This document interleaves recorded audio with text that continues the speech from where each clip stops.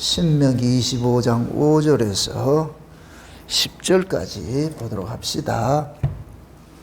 신명기 25장 5절에서 10절까지 우리 찾았으면 같이 보도록 합시다. 다 같이. 형제가 동거하는데 그중 하나가 죽고 아들이 없거든 그 죽은 자의 아내는 나가서 타인에게 시집가지 말 것이요 그 남편의 형제가 그에게로 들어가서 그를 취하여 아내를 삼아 그의 남편의 형제된 의무를 그에게 다 행할 것이요 그 여인이 낳은 첫 아들로 그 죽은 형제의 후사를 잊게 하여 그 이름을 이스라엘 중에서 끊어지게 않게 할 것이니라. 그러나 그 사람이 만일 그 형제 아내 취하기를 즐겨하지 아니하거든 그 형제 아내는 그 성문 장로들에게로 나아가서 말하기를 내 남편의 형제가 그 형제 이름을 이스라엘 중에 잊기를 싫어하여 남편의 형제된 의무를 내게 행치 아니하나이다 할 것이요 그 성읍 장로들은 그를 불러다가 이럴 것이며 그가 이미 정한 뜻대로 말하기를 내가 그 여자 취하기를 즐겨 아니라 하더라 하거든 그 형제 아내가 장로들 앞에서 그에게 나아가서 그의 발에서 신을 벗기고 그 얼굴에 침을 뱉으며 이르기를 그 형제 집 세우기를 즐겨하지 아니하는 자에게는 이같이 할 것이라 할 것이며 이스라엘 중에서 그의 이름을 신 벗기운 자의 집이라 칭할 것이니라. 아멘. 기도합시다. 아버지 하나님, 오늘도 위로부터 오는 하늘의 지혜로서 성령의 감동으로 기록된 말씀들을 잘 깨달아 알 수 있도록 도와주옵시기를 원합니다.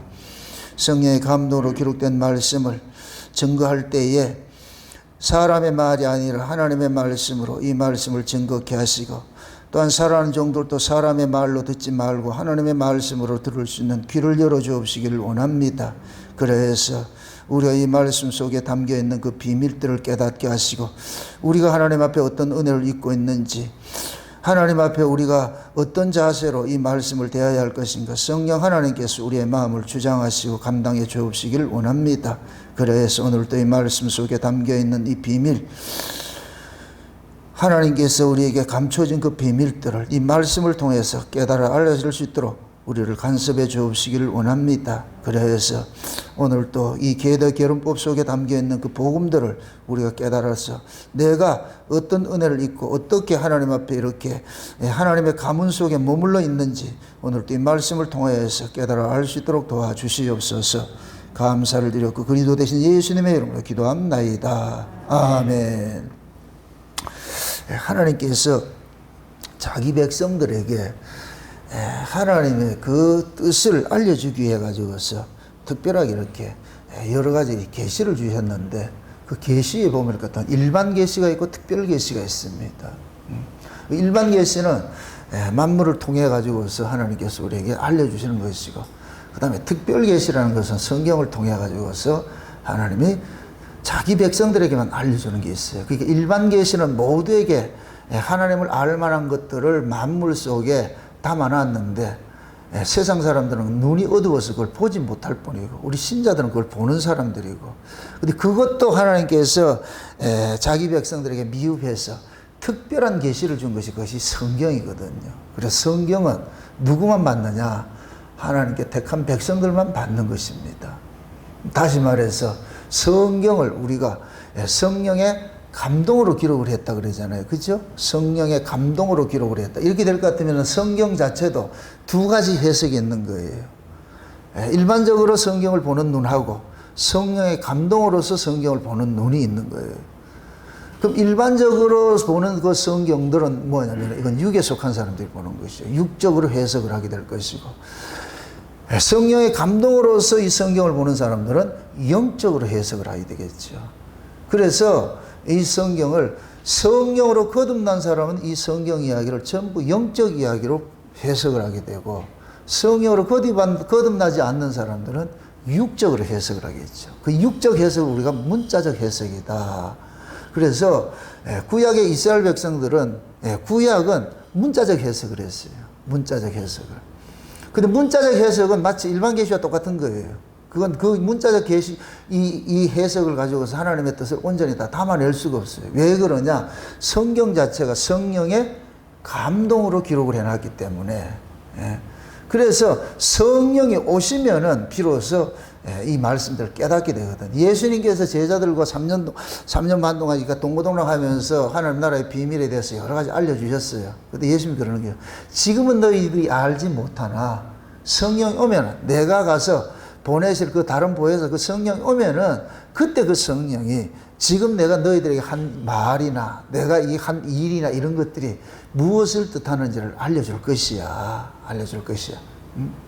그래서 성령이 오고 나니까 제자들이 비로소 예수님께서 하셨던 말씀이나 예수께서 하셨던 일들이나 이런 것들이 전부 뭐냐?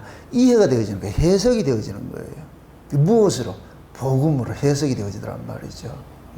그래서 하나님은 이러한 일들을 구약 마당에서는 이스라엘 백성들에게 각양의 제도와 또 하나 풍습과 그런 것 속에 담아놨거든요. 그래서 우리가 하나님의 그 일하심들을 우리는 뭐냐? 제도나 풍습이나 이런 절기를 통해 가지고서 하나님께서 자기 백성들에게 말하고자 하는 그 메시지를 우리가 읽어내게 되거든요.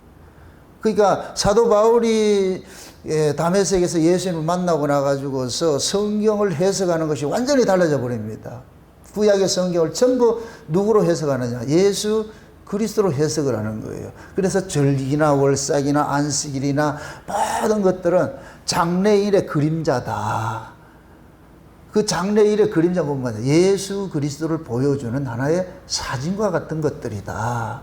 그래서 바울은 구약의 절기나 월삭이나 안식일이나 구약의 모든 것들을 가지고서 누구 이야기로 풀어주느냐? 예수 그리스도 이야기로 풀어지는 일들을 한 거예요. 그것도 한번 이렇게 여러분들 구조적으로 볼 것 같으면은 사도 바울이 이 다메섹으로 갈 때 혼자 간 것이 아니고 많은 무리들과 함께 갔을 때에 하나님은 사도 바울에게만 뭐냐면 예수님께서 계시를 해줬잖아요. 그러니까 사도 바울은 예수님으로부터 계시를 받고 난 후로 그동안에 하던 그 성경 해석과 전혀 다른 성경을 해석을 하기 시작을 하는 거예요. 그러니까 기존에 같이 동문수학을 하고 같이 지내던 그 친구들이 봤을 때 바울이 성경을 해석을 하는 것은 전혀 자기들이 받아들일 수가 없죠. 용납할 수가 없죠. 다른 해석이 돼버리니까. 이렇게 될 것 같으면 뭐가 되느냐? 예수를 만난 자와 만나지 못한 자가 다 구별이 돼버리는 거예요. 예수를 만난 자는, 따라합시다. 예수를 만난 자는 모든 성경을 예수로 해석한다. 아멘? 그게 예수를 만난 사람의 특징이에요. 그게 예수를 만난 사람은 모든 성경을 누구 이야기로 푸느냐? 예수 이야기로 푸는 거예요. 그럼 그 예수님을 어떻게 만나요? 예수님을 만나는 것은 우리가 그냥 학문으로 문자로 만나는 것이 아니에요. 예수님을 만나는 것은 예수님이 우리 안에 오셔야 돼요. 이걸 다른 말로 성령으로 거듭나야 예수를 만나는 것이에요. 성령으로 거듭나지 않으면 예수님 아무리 밖에 세워놓고 연구해도 그 예수를 몰라요. 그건 예수님의 껍데기만 아는 것이죠. 그냥 병 고치고 기적 행하고 그런 예수만 아는 것이죠. 그 속에 예수님의 생명을 모르는 거예요. 그럼 그 예수님 속에 있는 그 생명은 뭐냐? 예수님이 이 땅에 오신 이유가 뭐예요? 자기 백성들에게 뭘 주기 위해서? 하나님의 생명을 주기 위해서 오셨잖아요. 그러니까 하나님의 생명을 주시기 위해서 오신 이 예수는 껍데기로는 전혀 알 수가 없는 거예요. 그래서 예수님이 성령으로 우리 가운데 오셔야 비로소 뭐가 되느냐? 예수를 알게 되는 거예요. 그때는 문자적으로 아는 것이 아니라 경험적으로 알아지게 되는 거예요. 아, 예수님이 이런 분이었구나. 그래서 성령이 우리에게 임하게 될 것 같으면은 이 모든 성경을 가지고서 예수 이야기로 재해석을 하기 시작하는 거예요. 아, 이게 이런 뜻이었구나. 이게 이런 이야기였구나. 구약 속에도 예수님이 이렇게 계셨네요. 그때는 옆에 예수님하고 같이 이야기하면서 구약에 예수님 이거 계셨네요. 그리고 예수님께서 그래요. 이게 내 얘기다 이거. 이상한 소리 한다 지금. 성경을 그렇게 해석을 해야 되는 거예요. 그게 예수님이 모든 성경은 나에 대해서 기록했다고 그랬잖아. 그러니까 성령이 오셔서 비로소 모든 성경을 가지고 예수님 이야기로 풀어주는 거예요. 풀어주는. 그럼 오늘 우리가 살펴보는 이 계대 결혼법, 이 계대 결혼법도 결국 누구 이야기냐? 예수님 이야기인 거예요. 계대 결혼법이라는 게 뭔가 하면은 어느 집에 형제가 여럿이 있는데 큰 형님이 장가를 들었어요. 장가를 갔는데 그런데 아내가 형수가 형님이 그 형수에게 아이를 낳아주지 못하고 죽어버렸어. 형님이 죽어버렸어. 그럼 이 형수는 그 집안에 머물러 있으려면은 그 가문의 대를 이을 아들이 있어야 되는데 그 아들을 낳아줄 형제가 죽어버리니까 그래서 하나님께서 그러면은 그 다음 형제가 그 다음 동생이 형수한테 들어가 가지고서 그 가문을 이어주게 만들어라. 그래야 그 형수가 너희들 가문에 머물러 있게 될 것이고 그 형수가 낳아진 아들을 통해 가지고 이 가문을 유지를 하게 될 것이니까. 그래서 가문을 유지시키고 첫째 가문을 유지시키는 데 목적이 있는 것이에요. 네, 이스라엘 백성들은 장자가 아버지의 모든 가업을 그대로 유업으로 받는 것이기 때문에 이게 곧 뭐와 같으냐면은 하나님 나라를 상징을 하는 거예요. 이스라엘의 그 가정제도는 하나님 나라를 상징을 하는데 그 하나님의 나라는 누가 받느냐? 장자들이 받는 거예요. 장자들이. 장자. 그러니까 이스라엘 백성들에겐 차자는 별 의미가 없어요. 장자만이. 왜? 아버지의 나라를 유업으로 받기 때문에. 아버지의 그 집안을 유업으로 받기 때문에. 이렇게 되면 잘 보세요. 장자가 형수에게 아들을 낳아줘서 그 가문을 유지시켜야 되는데 이 장자가 죽어버렸어. 자식을 낳지 못하고 죽어버렸어.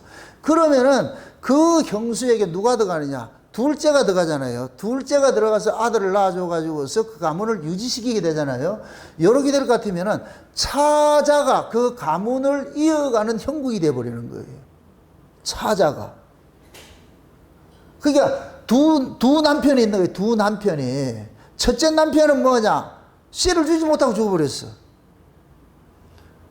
그러면 씨를 받지 못한 그 여자는 그 가문에서 쫓겨나야 돼요. 그럼 그 가문에서 쫓겨날 것 같으면은 그 여자를 가문에 데려올 때 뭐 했느냐? 값을 주고 사왔잖아요. 값을 주고 사왔잖아. 그럼 값을 주고 사온 이 여자를 그 가문에 머물러 있게 하려면 뭐 해야 되느냐? 그 집안에 씨를 줘야 되는 거예요. 그 여자에게 씨를 줘야 돼. 그럼 그 여자는 그 가문의 형제들의 씨를 받음으로 해서 그 가문에 머물러 있게 되는 거예요. 그러니까 이것은 이 여자가 단순하게 낳는 이런 개념이 아니라니까. 자, 이렇게 생각하세요. 여인이 다른 집 사람이었어요. 그런데 시아버지가 그 아들의 며느리감을 값을 주고 사왔잖아요. 사왔잖아요. 이렇게 될 것 같으면 이 여자는 뭐냐? 친정에서 값을 주고 팔린 자가 되어버린 거예요. 팔린 자가 되어버렸어. 그럼 팔린 자가 되었을 것 같으면은 계대 결혼법을 주신 목적은 뭐냐? 이 여자를 다른 집에 보내지 말란 얘기예요. 니들이 값을 주고 사왔으니까 이제는 네 집 식구잖아. 네 집 식구가 되려면은 이 여자가 너희들의 가문에 씨를 가진 자를 아들을 낳아야 돼. 그래야 이 가문에 머물러 있게 되는 거야. 그러니까 이 계대 결혼법은 값주고 사온 여자를 그 가문 속에 그대로 유지하기 위한 데 목적이 있는 거예요. 이거 한번 보세요. 몇 절이 다시 한번 보세요. 몇 절 한번 보세요. 5절 보세요. 5절 6절. 형제가 동거하는데 그중 하나가 죽고 아들이 없거든. 그 죽은 자의 아내는 나가서 타인에게 시집까지 뭘 하라? 시집까지 말라 이 소리잖아요. 그 시집 보내지 말라는 얘기예요. 형수를 다른 집에 시집 보내지 말기 위해서 이걸 하라는 얘기예요. 아멘? 그럴 것 같으면 이 형수는 지금 뭘 한 거예요? 값 주고 뭐 했어요? 사온 것이 되어 사왔잖아요. 값을 주고 사온 사람일 것 같으면 너희들 가문에서 이 여자를 책임을 지라는 거예요. 그래서 이걸 고엘제도로 그래요. 고엘제도.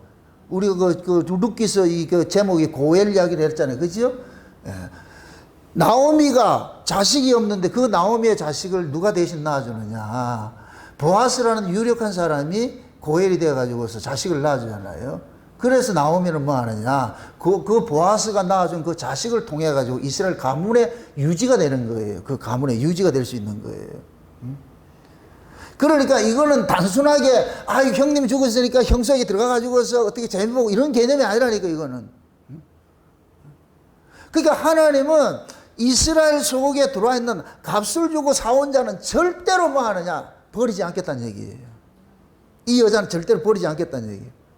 그걸 그대로 우리에게 적용을 할 것 같으면은 저와 여러분들이 예수 그리스도의 값주고 우리는 사원자들이 되는 거예요. 우리 쉬운 얘기로 우리가 지금 하나님 가문의 며느리들이라, 며느리들이라니까.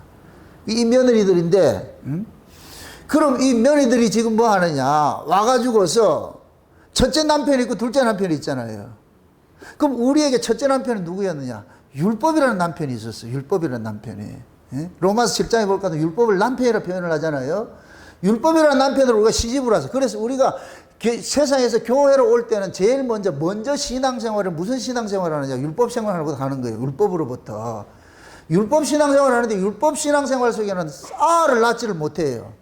생명이 없어요. 거기 생명이 없어. 어? 그래서 율법이란 이 남편은 생명을 주지 못하고 죽어버렸어. 그럼 이제 값을 주고 사원자를 하나님의 가문에 남기게 하기 위해서는 뭐 하느냐? 둘째 남편이 와야 돼. 둘째 남편이 그럼 뭐 하느냐? 이게 예수라는 남편인 거예요. 아멘?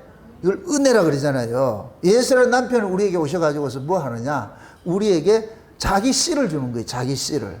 그게 예수님의 씨를 우리가 받음으로 인하여 가지고서 우리가 하나님의 그 가문 속에 우리는 뭐 하느냐? 그 가정 속에 머물러 있게 된 거예요. 그러니까 보세요. 여자에게 아이를 주라는 얘기는 그 가문 속에 머물러 두는데 목적이 있는 것이고, 또한 이 여자를 통해 여자에게 있어가지고서 나로 이 가문에 머물게 하는 것은 누구냐? 둘째 남편이 주신 그 씨 때문에 내가 머물러 있다는 거, 이걸 알게 하는 거예요. 아멘? 이렇게 될 것 같으면 보세요. 이 여자의 운명은 누구에게 종속이 되느냐? 둘째 남편이 준 아들에게 종속이 되는 거예요. 이게 종속이에요, 종속. 이때부터, 이게 여러분들이 이 뭡니까? 우리가 이 가정 속에 이런 거 담아놨어요. 여자가 시집을 오잖아요. 시집을 오면은, 그 다음에 시집 와가지고 알을 놓지요. 그죠? 알을 놓으면은, 그때부터 이 여자는 누구 엄마 이렇게 된다니까.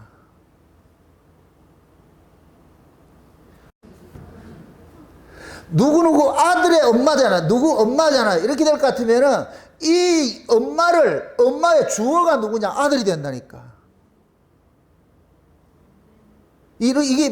그렇게 되잖아요, 여러분들. 그지요? 내 아들 누구 이렇게 하지 않는다니까. 누구 엄마 이렇게 돼버려요. 이게 여자가 바뀌어야 되는 거예요. 이렇게 될 것 같으면 여자는 그 아들 휘하에 살게 되는 거예요. 아들 아래에서 살게 되는 거예요. 이해되죠? 그럼 잘 보세요. 첫째 남편은 아들을 낳아줬어. 그러면 이 아들을 놓음과 동시에 나는 누구에게 내 운명이 바뀌어지느냐? 그 아들에게 바뀌어지는 거예요. 지금 이해되죠? 지금 우리가 그렇다면, 우리가 예수님께서, 예수도 두 예수가 있어요. 두 예수가 있어. 육체로 오신 예수는 우리에게 생명을 주지 못했어요. 생명을 주지 못하고 죽어버렸어. 죽었어. 근데 하나님께서 그 예수와 똑같은 분이 누구냐면 성령이에요, 성령. 그러니까 예수님과 성령을 따질 것 같으면 형제가 되는 거예요. 오늘 이상한 소리 많이 하는데 큰일 났대, 이거. 여러분 잘 이해하셔야 돼. 이거 잘못 이해할 것 같으면 내가 이단 돼버려, 이게. 또 어디가 성령하고 예수님하고 형제라 이렇게 따지면은, 지금 이해돼요? 그래서 예수님께서 그러잖아요. 십자가를 앞두고 나가 제자들에게 내가 가서 다른 보혜사를 보내줄게 이 얘기잖아요. 내가 가서 다른 보혜사. 그러면 보혜사로 오신 그 성령은 누구 대신 온 거예요? 예수님 대신 온 거잖아요. 아멘? 그러니까 예수님 대신 오신 그 보혜사가 예수님의 역할을 해주는 거예요.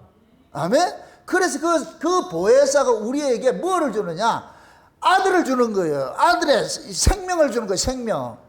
아멘? 그럼 보혜사가 우리에게 아들의 생명을 줬는데 이 아들의 생명은 보혜사 것이 되는 거예요? 예수님 것이 되는 거예요? 예수님의 것이 되는 것이죠. 지금 이해되죠? 그래서 성령이 누구 이름으로 오느냐? 예수 이름으로 오는 거예요. 예수 이름으로. 예수님 이름으로 오셔가지고 우리에게 뭐를 줬느냐? 생명을 줬는데, 그럼 그 생명을 받은 사람은 뭐하냐? 예수 그리스도의 족보에 올라가는 거예요. 이해되죠? 네. 그러니까 지금 저와 여러분들은 뭐냐? 성령이 우리 안에 오셔가지고서 아들을 낳아줬어. 그럼 성령이 낳아준 그 아들이 누구 아들이에요? 성령의 아들이에요? 예수의 아들이에요? 예수의 아들이죠. 맞습니까? 그럼 이렇게 예수님의 그 아들이 있을 것 같으면 이제부터는 보세요. 아까 제가 그랬잖아요. 누구누구 엄마 된다 그랬어. 누구누구 엄마가 된다 그랬어. 예수를 우리가 예수라는 아들을 낳게 될 것 같으면 이제부터는 나는 삭제돼 버리고 내 이름은 삭제돼 버리고 나를 주장하는 분이 뭐가 되냐? 예수가 돼 버리는 거예요. 이해되죠? 그럼 우리를 부를 때 뭐냐? 누구 아들이라 이렇게 부르잖아요. 누구 엄마 이렇게 불렀듯이 예수님의 우리는 뭐가 되냐? 그 예수님에게 종속된 자들이 돼 버리는 거예요. 이게 계대 결혼법이 담고 있는 의미라니까. 그러니까 계대 결혼법은 하나님께서 보세요. 이 역사는 보세요. 큰 틀에 따질 것 같으면은 두 남자가 있어. 처음에 에덴 동산에서 인류의 조상으로 지어진 그 아담이 있어요. 아담이었어요. 그럼 이 아담은 우리의 첫째 남편과 같은 거예요. 쉬운 얘기로. 첫째 남편과 이 아담이 우리에게 생명을 줬어요, 못 줬어요? 생명을 못 주고 죽어버렸잖아요, 이게. 진짜 아담이 우리에게 줘야 될 생명은 죄 없는 생명을 줘야 되는 거예요. 죄 없는 죄인의 생명 말고. 원래 하나님께서 에덴 동산에 아담을 만들고 나가지고 생육하고 번성하고 그 에덴 동산을 다스리게 했는데 거기서 혼인제도를 줬는데 여기서 자식을 낳았어요, 못 낳았어요? 못 낳았잖아요. 못 낳았으니까 우리 뭐냐면 아담은 우리의 첫 남편으로서 우리에게 생명을 주지 못했어. 그래서 하나님께서 둘째 남편을 보내준 게 그분이 누구냐? 예수님인 거예요. 아멘? 그래서 사도 바울이 그러는 거예요. 첫 아담과 예수 그리스도를 같이 비교를 하는 거예요. 그래서 예수님을 마지막 아담이라 이렇게 하잖아요. 마지막 아담이 꼭 우리에게는 둘째 남편과 같은 것이 되어버려요. 그럼 예수님을 통해 가지고서 우리가 뭐 하느냐? 하나님의 그 가문에 머물러 있게 되어 있는 거예요. 예수님이 우리에게 생명을 주심으로 인하여 가지고서. 그럼 이제부터는 이 여자는 자기 존재로 사는 것이 아니고 누구 존재로 사느냐? 아들의 것으로 자기가 살아가게 되는 것이에요. 그럼 이 여자는 이제부터 살아가는 의미가 자기를 드러내는 걸 삶을 살아야 돼요? 아들을 자랑하는 삶을 살아야 돼요? 아들을 자랑하는 삶을 살아야 되죠. 그러니까 아들을 통해 가지고서 내가 그 가문에 머물러 있게 될 것 같으면 이 여자에게는 아들은 자기 생명과 같은 것이에요. 이 아들이 없으면 이 가문에서 축출당해야 된다니까. 쫓겨나야 된다니까. 그러니까 쫓겨나지 않기 위해서 아들을 낳아준 것이고, 그러면 아들이 낳을 것 같으면 이 여자는 그 아들 덕분에 이 가문에 머물러 있는 것이 되어버려요. 그걸 지금 신약식으로 복음으로 땡길 것 같으면 우리가 예수 때문에 하나님의 가문에 머물러 있게 된 거예요. 예수 없으면 우리는 쫓겨나야 되는데 하나님께서 그 아들을 보내가지고서 예수를 통해서 아들을 낳아줘가지고 하나님의 가문에 머물도록 만들어주는 거예요. 그럼 예수님을 통해서 하나님의 가문에 머물러 있는 사람들은 누구 자랑하고 살아야 돼요? 예수 자랑하고 살아야 되죠. 아멘? 그럼 예수라는 그 생명을 통해서 내가 하나님의 가문에 머물러 있는 사람은 이건 자기 정체성을 아는 거예요. 내가 사는 것이 아니고 누구 안에 사느냐? 예수 안에 산다는 걸 알기 때문에 이 사람은 자기 인생을 사는 것이 아니고 누구 인생을 살아가느냐? 예수님의 인생을 살아가는 거죠. 예수님의 인생을. 이걸 그리스도인이라 그러는 거예요. 그리스도인. 예수쟁이라 그런다는 거예요. 예수쟁이. 이해되죠? 하나님께서 보세요. 저와 여러분들을 이 세상 속에서 창세전에 하나님께서 이 세상에 인간들을 보낼 때에 어린 양의 생명책에 농명된 자와 농명되지 않는 자가 있잖아요. 그죠? 그럼 어린 양의 생명책에 농명되었다는 게 이건 하나의 호적과 같은 거죠. 호적과 같은 거. 그 호적과 같은 것인데 그 호적에 농명된 자들이 이 땅에 와 있단 말이죠. 그럼 하나님께서 어린 양의 생명책에 농명된 자들을 뭐 하느냐? 피를 값주고서 뭐 하냐? 값을 주고서 그 아들들, 그 자들을 어떻게 하느냐? 하나님의 가문에 입적을 시키잖아요. 맞습니까? 그 값을 치른 것이 뭐예요? 육체로 오신 예수님께서 값을 치른 것이죠. 육체로 오신 예수님께서 값을 치러가지고 우리를 이쪽으로 옮겨놓은 거예요. 옮겨놔가지고서. 옮겨놨는데 이걸 언약적 관점에서 와보니까 먼저 하나님께서 우리에게 언약을 주시는데 무슨 언약을 주느냐? 옛 언약이라는 것을 주는 거예요. 옛 언약. 그럼 그 옛 언약이 뭐냐? 율법이라면 율법. 그게 율법 아래에서는 우리가 자식을 낳는 것이 아니고 율법 아래에서는 내가 뭐 하느냐, 아, 내 죄를 깨닫고 내가 죽어야 될 자구나, 이 몸을 가지고서 이 가문을 이어갈 수는 없구나, 이걸 깨닫게 되는 거예요. 율법을 통해 가지고서. 응? 그래서 율법이라는 이 율법이 죽을 때 우리를 같이 안고 죽어서 이게 육체로 오신 예수님께서 하신 것과 똑같은 거예요. 그게 육체로 오신 예수님께서 죽으실 때 그냥 죽은 것이 아니고 누구를 안고 죽었느냐? 우리를 안고 죽인 거예요. 우리를 안고 죽은 거예요. 아멘? 그 다음에 예수님께서 부활해가지고 성령으로 두 번째 남편으로 해서 우리 가운데 오셔가지고서 비로소 뭐를 주느냐? 예수님의 생명을 주어가지고서 이제는 예수님의 생명을 받으면 절대로 이 여자는 아버지 가문, 하나님의 가문에서 쫓겨날 일이 없는 거예요. 누구냐? 누구 때문에? 그 아들 때문에. 예수님이 주신 그 아들 때문에. 아멘? 그러니까 이 여자에게 그 아들은 그냥 아들이 아니고 무슨 아들이냐? 자기 생명이요, 생명. 내 생명을 주관하는 그런 아들이 되어버리는 거예요. 이렇게 될 것 같으면 이 여인은 그때부터 누구를 위한 삶을 사느냐? 그 아들을 위한 삶을 살아가게 되는 거예요. 지금 하나님께서 저와 여러분들을 그런 모습으로 보내놨다니까. 이게 교회로 부르심을 입은 거예요. 부르심을 입은 거. 응? 오늘 이 설교를 하려고 그런가, 어저께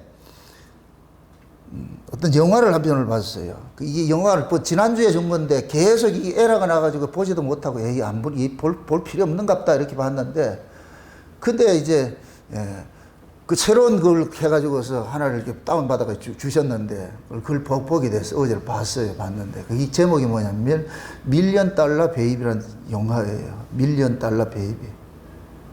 그 밀리언 달러 베이비라는 이 영화는 뭐냐면은 기존의 가족으로부터 버려진 자가 기존의 가족으로부터 버려진 사람과 만나가지고 새로운 가족 형성을 한다는 것이 이게 얘기예요. 제가 이 밀리언 달러 이 베이비라는 이 영화를 보면서 그 속에서 이 복음적 의미를 깨닫고 나가지고서 한참 내가 멍 때렸다니까. 와, 이런 걸 이 속에 담아놨나. 여러분도 보세요. 세상이 가지고 있는 문화와 예술과 이런 거 모든 것들은 인간들이 자기적으로 이렇게 그걸 만들었지만 하나님께서 그 속에 뭐를 담아놨냐? 복음적 같은 걸 담아놨어요. 그들은 몰라요. 영화를 찍는 사람들은 그런 건 몰라도 우리가 하나님 은혜를 입게 될 것 같으면 모든 문화, 예술, 세상의 모든 것들 속에 하나님의 메시지를 우리가 읽어낼 수 있다니까. 그래서 그냥 영화가 아니라니까. 옛날 같으면 그냥 영화예요. 그런 것들이 있구나. 그런데 제가 이 은혜를 깨닫고 나가지고서 영화를 보게 되면 그 영화 속에 하나님의 메시지를 자꾸 읽혀지는 거예요. 아, 이렇게 이야기했구나. 저런 걸 숨겨놨구나. 마치 이스라엘 백성들이 절기를 지키고 했는데 그 절기는 그냥 지키면 됐다니까. 그런데 그 속에 하나님께서 복음을 담아놓은 걸 얘들은 모르고 있다니까. 그냥 6월절 되면 양 잡자 이렇게 했다니까. 잡았다니까. 잡으라니까 잡는 거예요. 근데 그 속에 진짜 그 6월절 양의 죽음의 속에 담겨있는 그 비밀들이 이 사람들은 모르는 거예요. 몰라. 아무도 몰라. 그냥 지키는 거예요. 근데 우리가 은혜를 받게 될 것 같으면 세상에 그 속에 지금 모든 하나님의 그 비밀이 담겨져 있구나. 이걸 깨닫게 되잖아요. 이렇게 될 때는 6월절, 은혜를 깨달은 사람에게 있어서 6월절은 그냥 6월절이 아니에요. 누구의 6월절을 지킨다? 예수님의 6월절을 지키는 것이죠. 이해됩니까? 저와 여러분들이 교회로 부르심을 입었어요. 옛날 같으면 그냥 주일날 교회 가면 되지 뭐 이렇게 했는데, 내가 은혜를 입고 갈 것 같으면 그냥 주일날 교회 오는 게 아니라니까. 이 날이 누구의 날이다? 주의 날이죠. 그럼 주께서 이 무슨 날이에요? 부활하신 날이죠. 그럴 것 같으면 은혜를 입으면서 할 것 같으면 이 날을 그냥 날로 모이는 것이 아니에요. 부활하신 그 주님이 우리 부활하신 주님과 함께 교제하는 자리로 우리가 모이는 거예요. 그럼 부활하신 주님은 지금 어디 계세요? 위에 계시죠? 그 위의 세계가 이 땅이에요? 하늘나라예요? 하늘나라에 계시죠? 그럼 우리는 이 주일날 모인 것은 그냥 땅의 날로 모이는 것이 아니고 하늘나라의 그 날로 모이는 거예요. 이걸 천년왕국을 우리가 예표로 지금 살고 있는 거예요. 아멘? 이걸 알면은 우리가 주일날 교회로 모이는 것이 그냥 옛날같이 월화수목금토일 일요일이니까 가자 이런 게 아니라니까. 그래서 여러분들이 교회로 모이면은 이 교회를 통해서 뭐를 배워가느냐? 장차 우리가 가야 되는 그것을 미리 여기서 선치적으로 맛을 봐야 되는 거예요. 맛을 봐야 돼. 천연왕국에서 살아갈 그 맛을 여기서 봐야 되는 거예요. 그거 하라고 준 거예요. 아멘? 은혜 못 받았을 때는 그거 안다 모른다. 모르죠. 은혜를 받고 날 것 같으면은 그날이 아니라니까. 와, 이게 놀라운 날이구나. 다 그렇게 오죠. 그렇게 오셔야 돼요. 그냥 주일날에 교회 가자 이렇게 해서 오면 안 돼. 앞으로 오실 때 그러잖아요. 그렇게 하시라니까. 야, 우리 천연왕국 예표로 사러 가자. 가족들끼리. 왜 기분 나쁘게 속상해요? 천연왕국에서 살아갈 날 미리 우리가 여행 연습하러 가자. 이렇게 할 것 같으면 얼마나 좋겠어. 신이 나지. 그래서 우리가 은혜를 받게 될 것 같으면은 세상에 있는 모든 것들을 가지고서 다 하나님의 그 메시지들을 읽어내게 되는 거예요. 이 밀리언 달러 베이비도 그 사람이 그런 의도로 이 영화를 찍은지 안 찍은지는 모르겠어. 그런데 내가 읽혀내는 것은 다른 의미더라니까. 프랭키라는 사람이 있어요. 나이가 70 넘어가지고 있는 사람인데 이 사람이 자기 가족으로부터 버림을 당했어요. 25년째 계속 딸에게 변질을 하는데 반송이 돼.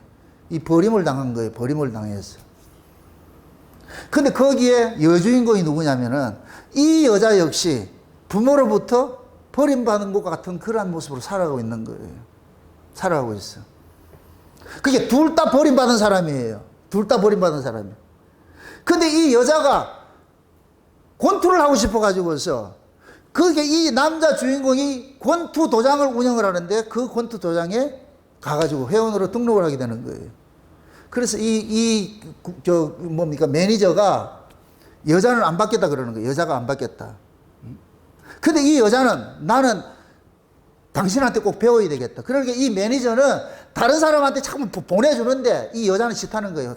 당신에게만 받아야 되겠다는 거예요. 당신이 내 대장이 되어달라고 그러는 거예요. 내 대장이. 그래가지고서 마지못해 이 남자가 뭐 하느냐. 이 여자를 맡아서 매니저 역할을 하게 되는 거예요. 매니저 역할을 하게 된단 말이죠. 매니저 역할을 하면서 이 여자에게 자기가 가지고 있는 노하우들을 전부 전수를 시켜서 가르쳐줘요. 그러니까 이 여자가 너무나 경기를 잘하는 거예요. 그냥 1라운드에 KO 시켜버려요. 나중에는 이 여자하고 대진할 사람들이 없어가지고 이 매니저가 다른 매니저에게 돈을 주고서 시합을 붙인다니까. 그 정도로 이 여자가 출중한 사람이 되어버렸어요. 그렇게 해서 이 여자가 이제 승승장구를 하잖아요. 승승장구를 하니까 이 매니저 그러는 거예요. 가족들에게 네가 비록 떨어져 왔지만은 가족들에게 뭔가 좀 해주라 그래. 그러니까 이 여자가 뭐냐, 집을 사가지고서 엄마에게 줬는데 세상에 이 엄마는 집 사줬다고 난리를 치는 거예요. 여러분 같으면 어떻게 해야 되는데? 줘야 되는데 왜 집을 샀냐 이거 현찰 줘야지. 그래가지고 거기서 이 매니저가 보는 거예요. 그 모습이, 그 가족 관계를 보는 거예요. 그러니까 이 여자애도 실망을 하고 돌아왔어. 자우전 이 여자가 하는 것이 뭐냐면은 자기는 그 가족들한테 버림을 당한 것들이 이것이 뭐냐고 한이 되니까 이 한을 뭘 풀어내느냐? 복싱으로 풀어내는 거예요. 이게 복싱으로 풀어낸단 말이죠. 그러니까 이 남자도 그걸 아는 거예요. 자기 딸에게 계속 편지했는데 반송이 되니까 어느 순간 뭐하냐, 이 남자에게 있어서 가지고 이 여자는 자기 딸과 같은 존재가 되어버리는 거예요. 같이 이렇게 엮여지는 거예요. 그래서 이 사람이 이 여자에게 그러는 거예요. 네가 만약에 나를 매니저로 삼을 것 같으면 두 가지를 약속하라 그래요. 첫째가 뭐냐, 복싱은 상대를 때려 눕히기 위해서 하는 것이 아니고 자기 보호를 해라는 거예요. 자기 보호. 자기 생명을 보호하는 것이 먼저고, 그 다음에 어떤 얘기를 하더라도 토달지 말고 예설만 하라는 거예요. 예만 하라는 거예요. 이거 어디 성경에서 많이 본 것 같은데? 예. 그리스도 안에서 그냥 예만 하라고 그런단 말이에요. 그렇게 해서. 만약에 거기 토달 같은 거 안 하겠다 그러는 거예요. 그럼 이 이야기는 그 뭐냐? 여자애 그러는 거예요. 내가 하는 일이 모든 것이 옳은 거니까 너는 그냥 따라오라는 거예요.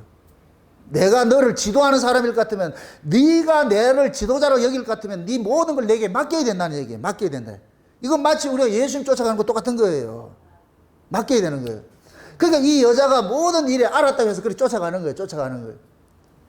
그렇게 해서 승승장구를 하다가 나중에 이제 뭐냐면은 타이틀 매치를 하는데 아주 반칙에 능숙한 그 여자한테 해가지고서 그 여자한테 그 이긴 경기인데도 라운드가 끝났는데 어떻게 하느냐면은 이 여자가 반칙을 해가지고서 넘어져가지고서 목뼈가 부러져 버려요. 그래서 식물인간이 돼버려요. 반신불수가 돼버려요. 누워가지고서. 이게 이때부터 진짜 스토리가 전개되는 거예요. 반신불수가 되니까 이 남자는 뭐냐, 그것이 모두 자기 책임으로 막 돌리는 거예요. 내가 그렇게 했기 때문에 이게 책임으로 돌리는 거예요. 그게 이 여자는 아니다. 그러면서 이 여자가 이 남자에게 그러는 거예요. 내가 당신 만나가지고 가장 행복한 생활을 살았다는 거예요. 가장 행복한, 내가 내 이름도 내뿌리고 나라는 존재를 알게 해줘가지고 너무너무 고맙다고 생각하는 거예요. 고맙다고 생각하는 거예요. 그러면서 자기가 이 병상에 누워가지고서 이렇게 살 수 없다는 걸 알고 있는 거예요. 그러면서 이전에 매니저하고 같이 다니면서 얘기를 할 때 자기 아버지가 자기를 그렇게 사랑했는데, 이 여자를 그렇게 사랑했는데, 그 아버지 이야기를 하면서 자기 집에 개 한 마리가 있었는데, 세포트 한 마리가 있었는데, 다리가 저는 개가 있어가지고서, 이 개가 불구 개가 있어가지고, 다른 사람 다 놀리는데, 아버지는 엄청 사랑했는데, 어느 날 보니까 아버지가 이 개를 데리고 산에 가가지고서 그 개를 묻어버리고 3만 하나 달랑 들고 왔더라는 거예요. 보내줬다는 거예요. 그렇게 불구로 사는 것보다는 죽이는 것이 낫겠다 생각을 했어요. 그 의미를 그렇게 얘기하는 거예요. 그러니까 이 여자가 그러는 거예요. 내가 지금 반술불수가 돼가지고 이 병상에 누워가지고 있느니 나는 모든 영광을 다 받고 지금 이 상태에서 나를 좀 안락사 시켜달라 그러는 거예요. 이 남자는 싫다 그러는 거예요. 절대 싫다 그러는 거예요.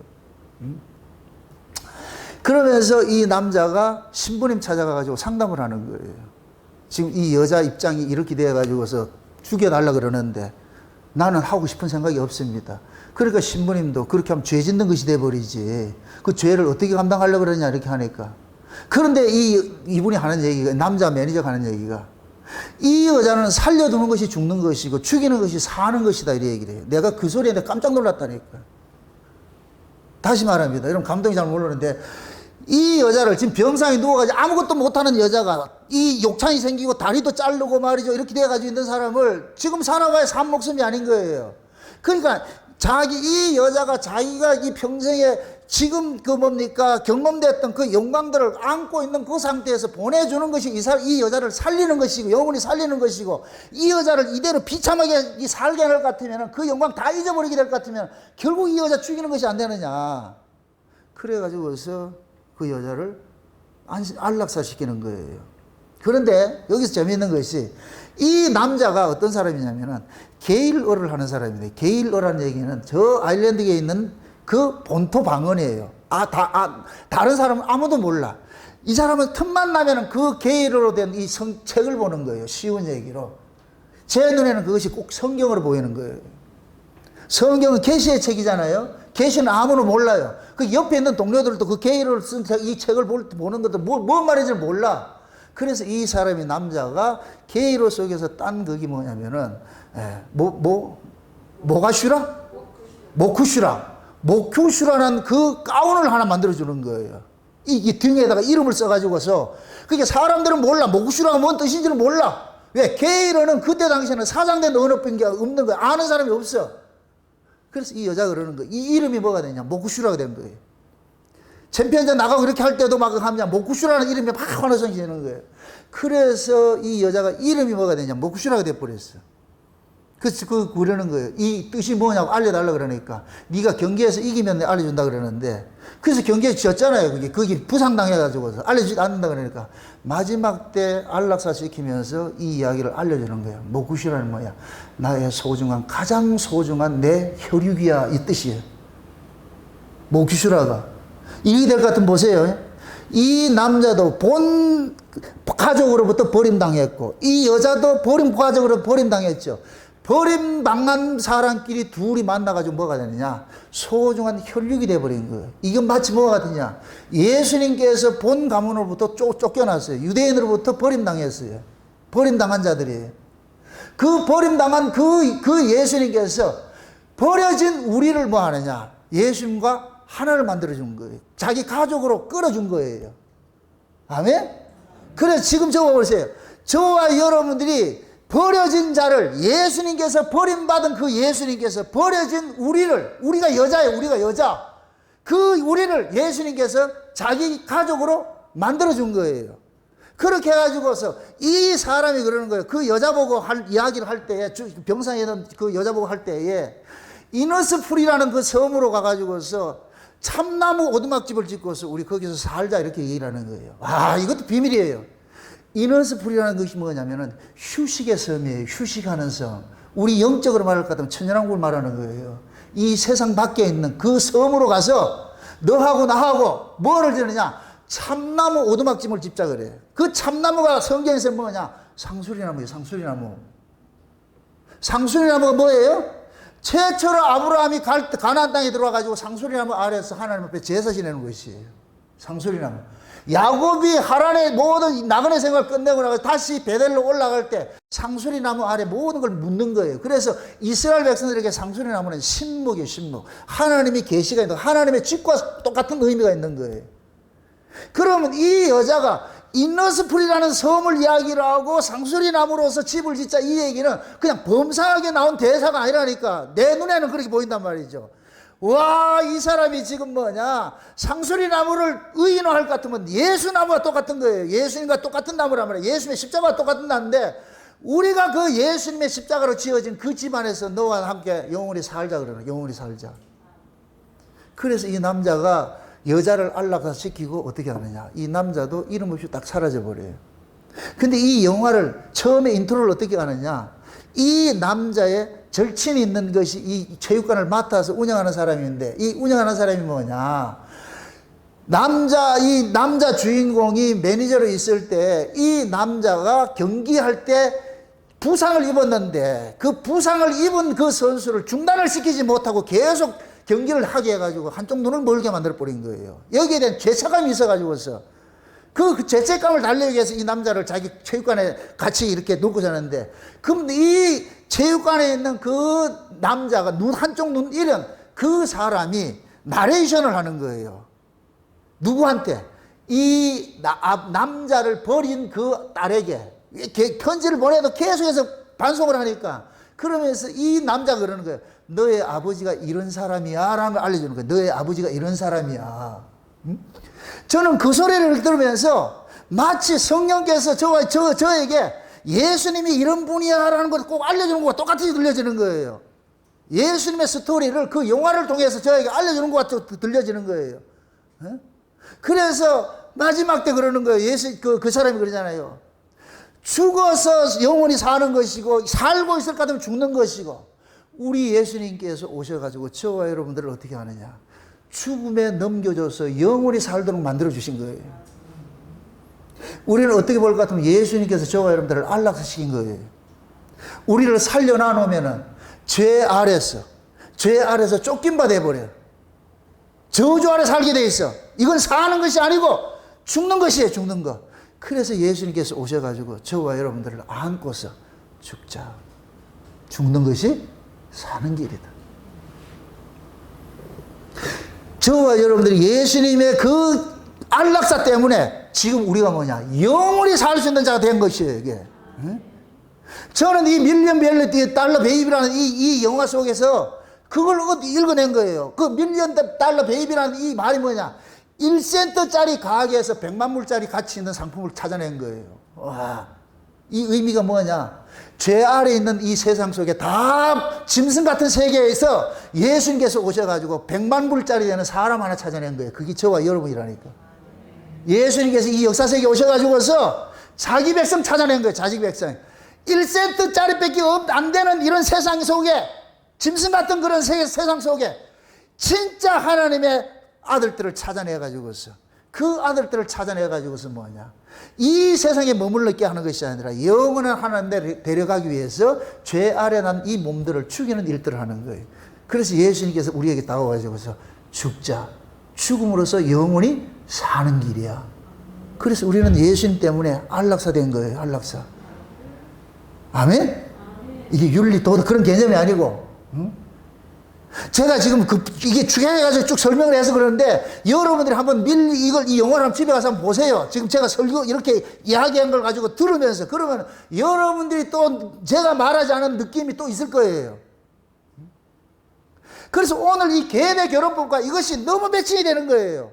계대결혼법도 마찬가지예요. 버림당한 이 여자를 다른 남자가 와가지고서 이 여자를 뭐 하느냐? 살려주는 일을 하는 거예요. 그러니까 $1,000,000 베이비도 마찬가지예요. 버려진 남자가 버려진 여자를 둘이 만나서 몰아시키라 그러는 거예요. 너는 나의 가장 소중한 나의 혈육이라고. 그렇게 해서 눈 감는 거예요. 지금 저와 여러분들이 예수 그리스도를 통해 가지고서 우리는 버려진 자들인데, 유대인으로부터 버려졌어. 세상으로부터 버려졌어. 버려진 그 예수님께서 우리를 자기 가족으로 만들어주신 거예요. 만들어주신 거. 그래서 예수 안에서 지금 우리는 뭐냐? 영원한 하나님 나라의 그 가문 속에 우리가 지금 안착하고 이렇게 살 수 있게 된 거예요, 이게. 그러니까 계대 결혼법 이 속에서는 저와 여러분들의 그 버려진 자기 백성들을 찾아내겠다는 그 의미를 이 복음 속에, 이 계대 결혼법 속에 복음으로 담아놓은 거예요, 담아놓은 거.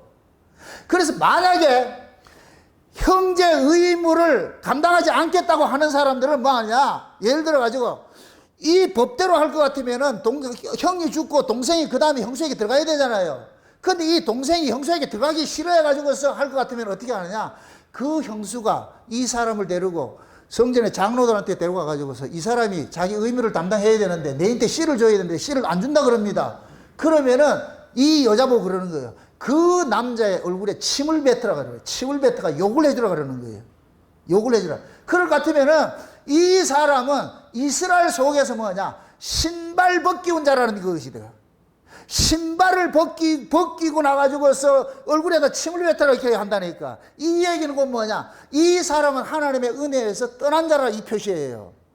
요 모습이 룻기서에 보면은 나오미가 룻을 먼저 보아스에게 보내는 것이 아니고, 나오미가 그러는 거예요. 보아스에게 당신이 우리의 고엘이 되셔가지고 우리의 씨를 우리 가문을 세워줘야 안 됩니까? 이렇게 얘기를 할 때 보아스가 한다는 얘기야.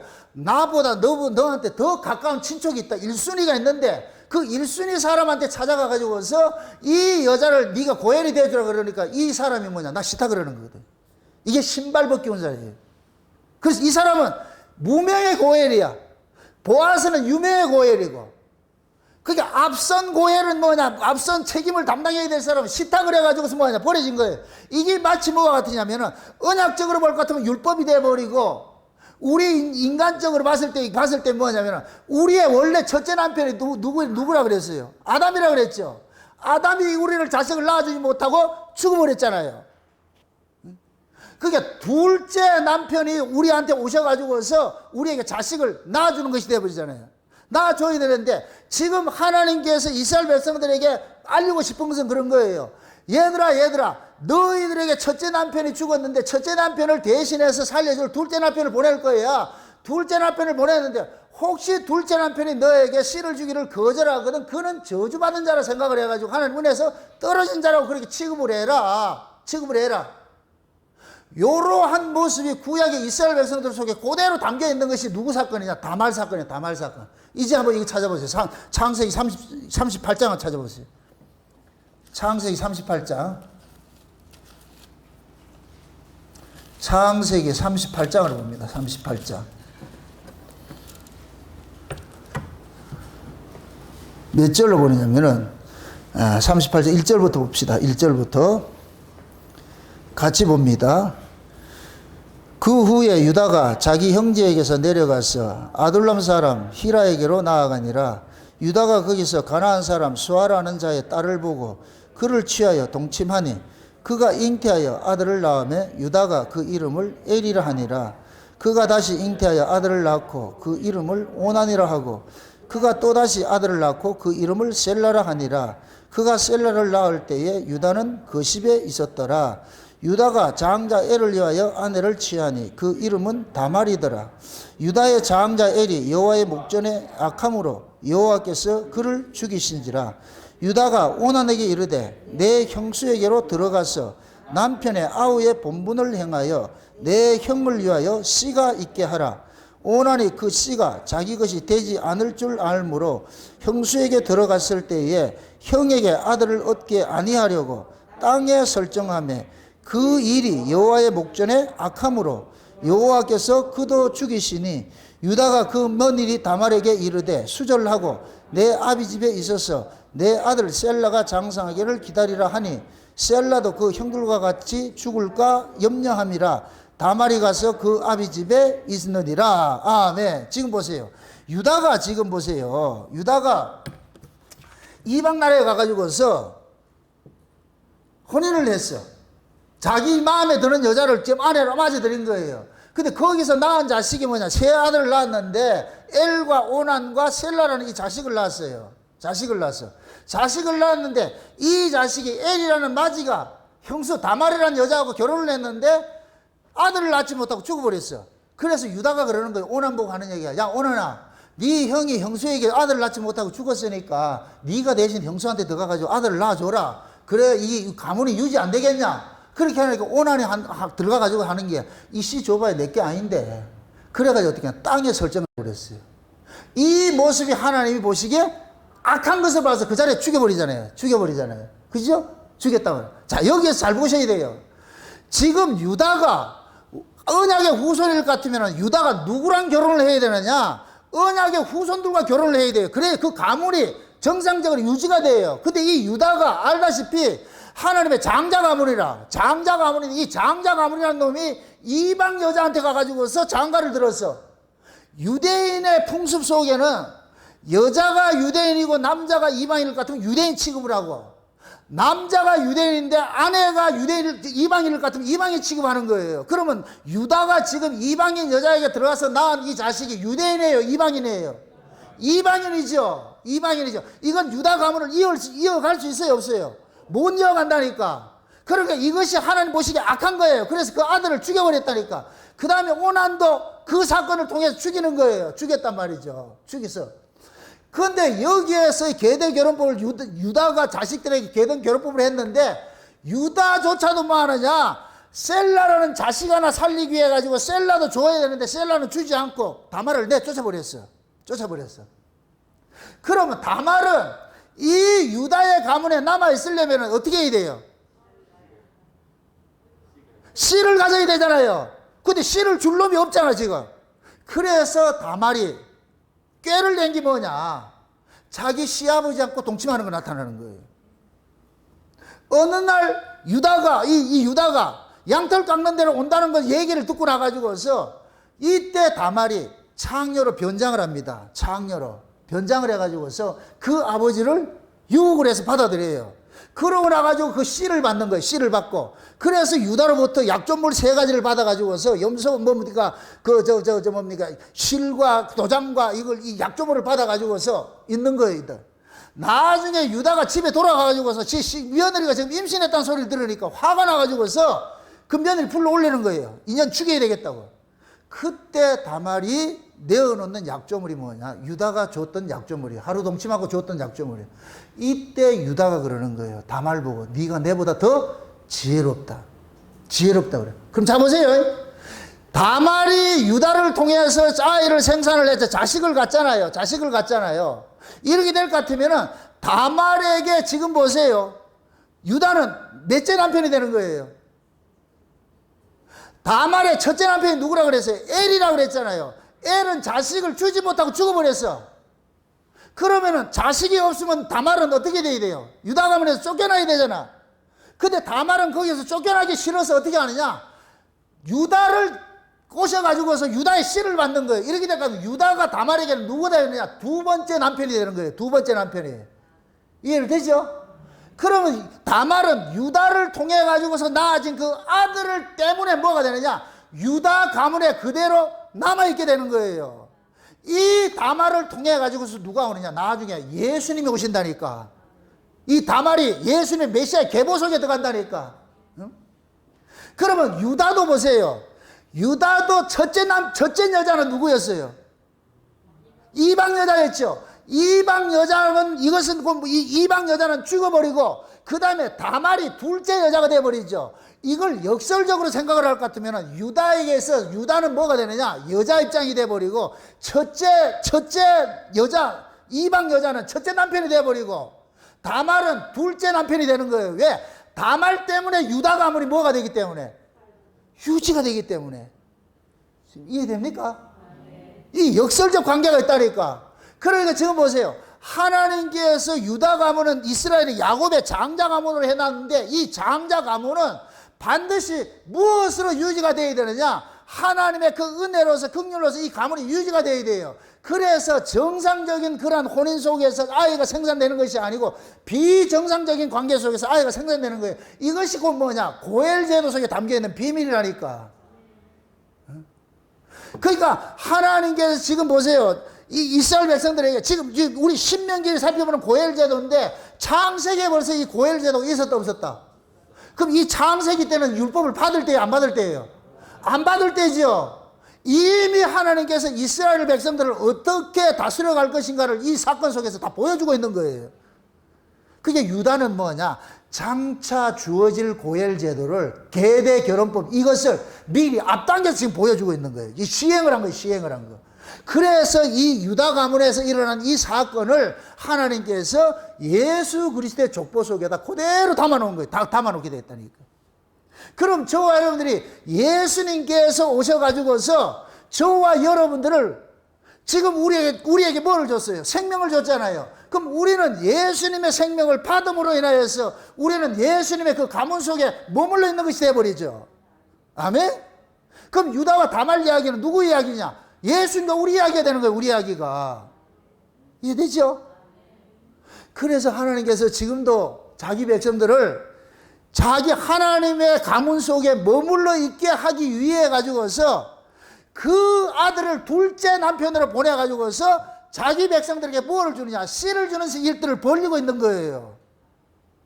지금 저와 여러분들이 그 둘째 남편으로 오신 예수님 때문에 우리가 하나님의 가문 속에 머물러 있는 것이 되어버려요. 이렇게 될 것 같으면 둘째 남편은 우리에게는 피남편이 되는 거예요. 피남편이. 우리에게 생명을 주는 남편이 되는 거예요. 그래서 하나님께서 지금 그러는 거예요. 하나님의 나라는 하나님의 은혜의 방식으로서 그 나라를 세워져 가는데 그 하나님의 은혜의 나라에서 살 수 있는 사람은 하나님의 그 은혜의 방식으로서 살아가는 그 자들이 들어가게 되는 거예요. 그러면은 자기가 자식을 낳지 못해서 버림을 당해야 한 것이 마땅한 것인데 버림당할 그 여자를 하나님께서 뭐 하느냐? 동생을 통해 가지고 살려내는 그 일들을 한 거예요. 이 얘기는 결국 하나님께서 뭐냐? 하나님의 희생을 통해 가지고 자기 백성들을 끝까지 하나님의 가문 속에 남겨놓는 일들을 하겠다는 것이 하나님의 그 약속이 이 속에 담겨져 있는 거예요. 그래서 이스라엘 백성들 속에서는 이 계더 결혼법들이 그들의 가문을 유지시키기 위한 하나님의 법으로 이렇게 제정해 주신 거예요. 가나안 땅에 들어가들랑. 그 가나안 땅이 어떤 땅이에요? 은혜의 땅이잖아요. 법의 나라가 아니고 은혜의 땅이잖아요. 은혜의 땅에서 너희들이 살려면 은혜의 방식으로 살아가야 되는데 그 은혜의 방식이 뭐냐? 첫 번째 남편은 법이지만은 두 번째 남편은 은혜가 되는 거예요. 그러니까 둘째 남편이 씨를 주지 않을 것 같으면 이 여자는 살 수가 없잖아. 그럼 둘째 남편이 그에게 씨를 줬다는 얘기는 누구 생명을 주는 거예요? 자기 생명을 주는 것이죠. 이건 자기 희생과 똑같은 거예요. 자기 희생과. 내 생명을 그 여자에게 줘버리잖아요. 그 여자를 살리기 위해서 내 생명을 줘버리잖아. 마치 예수님께서 우리를 살리기 위해서 예수님 생명을 내준 것과 똑같은 것이라니까. 그래서 저와 여러분들이 예수님의 계대 결혼법에 따른 예수님의 희생 때문에 지금 저와 여러분들이 하나님의 가문에 지금 우리가 쫓겨나지 않고 이렇게 살고 있는 거예요. 살고 있는 거. 그래서 우리는 하나님 앞에 나아갈 때마다 내 힘으로 나아가는 것이 아니고 아까 누구누구 엄마라 이렇게 얘기를 했듯이 우리는 누구를 통해서 나가야 되느냐? 예수 그리스도를 앞세우고 나가지고 아버지 앞에 나가야 되는 거예요. 그래서 아버지 앞에 그러는 거예요. 아버지요, 내가 이 아버지 가문에 머물러 있는 것은 이 아들, 그 아들 예수 때문에 내가 이 가문에 머물러 있습니다. 이 사실을 늘 뭐 하느냐? 신앙 고백을 해야 돼. 이게 아들을 통해서 둘째 남편을 통해서 아들을 받은 여인의 신앙 고백이에요. 여인의 신앙 고백. 그래서 저와 여러분들은 교회로 나올 때마다 누구를 앞세우고 나가야 되느냐? 마땅히 저주받아 버려져야 될 자인데 예수님 때문에 우리가 이렇게 살림을 입고서 여기 나와 있습니다. 그래서 하나님께서는 예수님께서 주신 그 아들 덕분에 우리로 하려고 뭐 하느냐? 이 하나님의 그 가문 속에 머물러 있도록 하는 거예요. 그래서 하나님 나라 누가 가느냐? 하나님의 아들을 통해 가지고 아들을 낳은 자들이 가는 거예요. 그럼 하나님의 아들들이 어떻게 되느냐? 우리가 장차 하나님 나라를 갈 때 여자로 가요? 남자로 가요? 다 하나님의 아들로 가죠. 아들로. 왜? 하나님의 나라가 뭐냐? 아들의 나라니까. 그럼 그 아들의 나라를 우리가 갈 때 어떻게 가느냐? 하나님의 아들이신 예수를 통해서 나아진 예수님이 주신 그 생명으로서 내가 여자가 뭐가 되느냐? 아들이 되는 거예요. 이럴 때 하나님의 아들이 된다니까. 이런 하나님의 아들들로서 뭐가 되냐? 하나님 나라를 유업으로 받는 거예요. 이해되죠? 또 이것도 하나의 팁인데, 자, 이렇게 생각해 보세요. 자, 예수님께서 초림으로 오셨고 예수님께서 재림으로 오세요. 맞습니까? 예수님께서 초림으로 오셨죠. 그죠? 초림으로 오셔가지고서는 우리에게 씨를 주지 못했어. 우리에게는 그게 없어. 근데 예수님께서 재림으로 오시잖아요. 재림으로 오실 것 같으면 예수님이 몇 번째 남편 되는 거예요? 두 번째 남편이 되는 것이죠. 그럼 우리가 예수님이 재림하실 것 같으면 우리가 어디로 들어가요? 천연왕국에 가겠죠. 거기서 예수님께서 우리에게 뭐를 주느냐? 아들을 주는 거예요. 그래서 우리가 이럴 때는 예수님이 뭐로 들어가느냐? 신부로 들어가는 거예요. 신부로. 지금 이해되죠? 그러니까 예수님의 신부로서 우리가 나갈 때 예수님께서 뭐하냐? 우리에게 뭐를 주냐? 새로운 생명을, 아들을 낳아주는 거예요. 요 아들을 낳아주는 것이 천연왕국에서 낳아지는 죽지 아니하는 그런 아들들이 생산되는 거예요. 그 아들들 통해서 우리는 뭐냐? 영원한 하나님 나라에 안착하게 되는 것이고. 이해되죠? 그러니까 이 계대 결혼법 속에 여러분들이 이렇게 복합적으로 예수님을 이야기할 때 단회적으로, 단편적으로 보지 마시고 멀티로 보셔야 돼요. 멀티로. 이 사건 속에 담겨있는 의미를. 그럼 지금 저와 여러분들은 예수님 때문에 첫 번째 오신 예수님 우리에게 생명을 주지 못하고 두 번째 오신 예수님께 생명을 줘가지고 두 번째 오신 예수님의 그 생명을 받아가지고 우리는 뭐냐? 하나님의 가문으로 머물러 있게 하듯이. 그래서 예수님께서 첫 번째 오신 이 예수님께서는 저와 여러분들은 뭐냐? 죄와 사망을 건져내기 위해 가지고 그 일을 하셨고, 그 다음에 두 번째 오시는 이 예수님께서는 의와 생명을 우리에게 주시는 것으로 오는 거예요. 두 번째 남편으로 오는 거예요. 이걸 또 예수님께서 초림 사건을 가지고서 봤을 때는 예수님이 육체로 오셨을 때는 첫 번째 남편이 되는 것이고, 성령으로 오셨을 때는 성령이 두 번째 남편이 되는 것이고. 아멘? 그냥 예수님 초림과 재림으로 이야기할 때는 초림으로 오신 예수는 첫 번째 남편이 되는 것이고, 재림으로 오신 예수는 두 번째 남편이 되는 것이고. 잘 이해하세요? 중요한 것은 뭐냐? 저와 여러분들이 예수 때문에 여기 남아있다는 얘기예요. 예수 때문에, 그 예수님 때문에 하나님의 가문에서 쫓겨나지 않고. 근데 예수님께서 왜 우리를 하나님 가문에서 쫓겨나지 않게 만들어요? 예수님께서 피로 값주고 우리를 사왔기 때문에. 피로 값주고 사왔기 때문에 예수님께서 끝까지 책임지는 거예요. 반드시 아들을 낳아가지고 그 가문에 머물도록 해주는 거예요. 이게 은혜예요. 이게 은혜. 하나님, 예수님께서 우리를 그 가문에 머물러 있게 하기 위해서 죽으셨고 다시 장가들었다니. 호세아서 볼 것 같으면은 고멜에게 다시 장가든다. 다시 장가든다 그래. 창긴 고멜에게 왔다가 그 창긴 고멜이 다시 바람을 피우고 하니까 또 값을 주고 또 사와. 그래서 나중에 그러는 거예요. 고멜이 다시 도망가지 못하도록 해놔놓고 가시와 담을 막아놔놓고 하나님께서 그 고멜에게 다시 장가든다 그런다니까.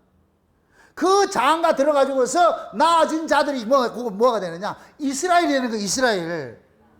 저와 여러분들이 지금 그런 모습이 있는 거예요.